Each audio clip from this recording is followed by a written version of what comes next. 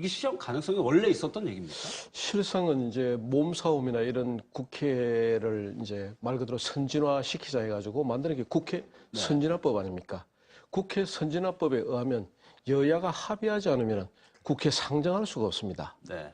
결국은 야당의 협조가 없이는 불가능합니다. 일단 합의를 하면 야당이랑 합의를 해서 국회의장에 요청하면 예. 거기서 또 한번 아니, 그러면 이제 표결로 갈 수 있는데요. 바로 예. 상정할 수가 있네요. 이한구 원내대표의 뜻은 그거죠. 원안과 이제 뭐 야당에서 원하는 수정안을 만들어 가지고 두 개를 다 올려 가지고 표결에 의해 결정하자는데 실상은 뭐 결국은 새누리당의 안을 이제 통과시켜 달라 이런 이야기인데요. 그래서 결국은 야당에서 교섭단체 대표위원이 받지 않으니까 어차피 협의를 하고 합의를 해야 될 것 같습니다. 그런데요. 오늘 조창기도에서 박근혜 대통령께서 말씀한 내용은 뭐 비난이 아니고 그 지난번에도 말씀드렸지만 이게 박 대통령은 살아온 인생 자체가 진정성을 가지고 진심을 가지고 항상 되어왔기 때문에 이번도 역시 국민의 마음으로 한번 정부가 말 그대로 배를 끌고 가는 것이 아니라 국가라는 배를 띄울 수 있도록 한번 기회를 달라는 내용이고요. 네. 그리고 지금 야당에서 요구하고 있는 뭐 3개 조항 있지 않습니까? 네. 뭐 공영방송의 이사회 뭐 어떻게 한다 이러는데 이거는 뭐 방송의 공정보다는 민주당이 방송에 있어 우위권을 달라 이런 내용 같습니다. 왜 그러냐면은 방송통신위원회가 지금 5명으로 구성되어 있고요. 그 중에서 2명이 민주당 의원이단 말이죠. 그런데 그게 3분의 1을 요구한다는 이야기는 어떤 경우도 민주당의 방송위원들의 동의가 없이는 어떤 것도 못한다. 이것을 확정해달라 이러니까 이거는 제 생각에는 좀 너무 무리한 그런 그러니까요. 그 민주당이 그래서 대통령은 원칙만 고수하는 것이 맞느냐는 얘기도 분명히 있습니다. 그 부분은 저는 이렇게 생각합니다.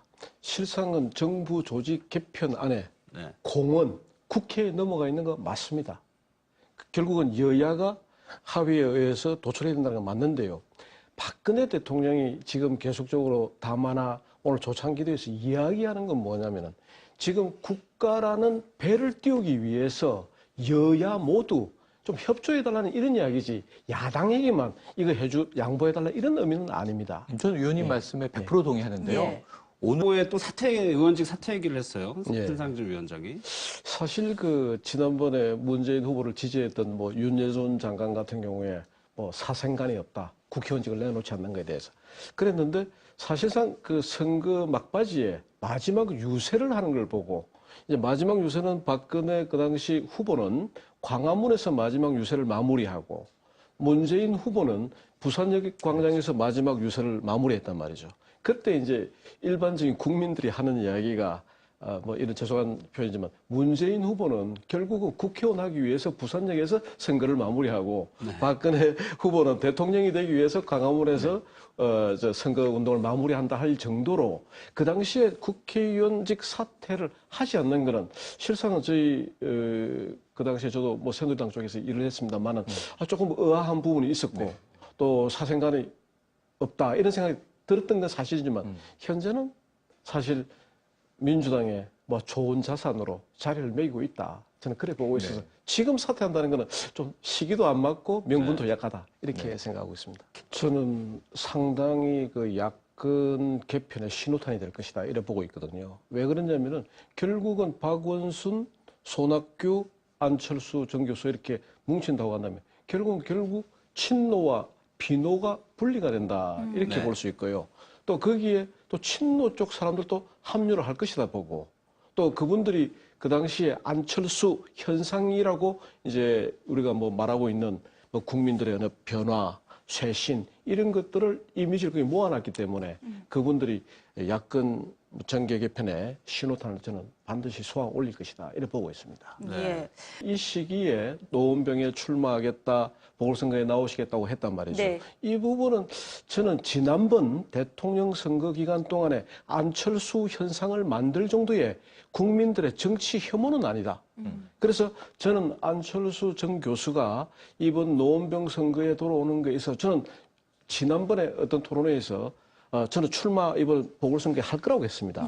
왜 그러냐면 그건 안철수 전 교수가 생각하는 이제 정치인으로 남겠다 했는 그 프레임이나 그분이 과거 대선 기간 동안에 보여준 그 일들, 뭐 사건들, 행동들을 봤을 때, 아, 이분은 뭐 좀 죄송한 이야기입니다만은, 어떤 뭐 된장을 담는다 이러면 된장이 40대, 20대, 뭐 노인들 모두 국민들을 만족시키는 그런 된장 맛을 내려고 하는 숙성된 맛이 나는 좀 항상 좀 부족하다고 생각을 해왔고요. 예. 그래서 저는 그 숙성되지 않은 것이 이번 노원병 출마로 나는 이어질 것이다.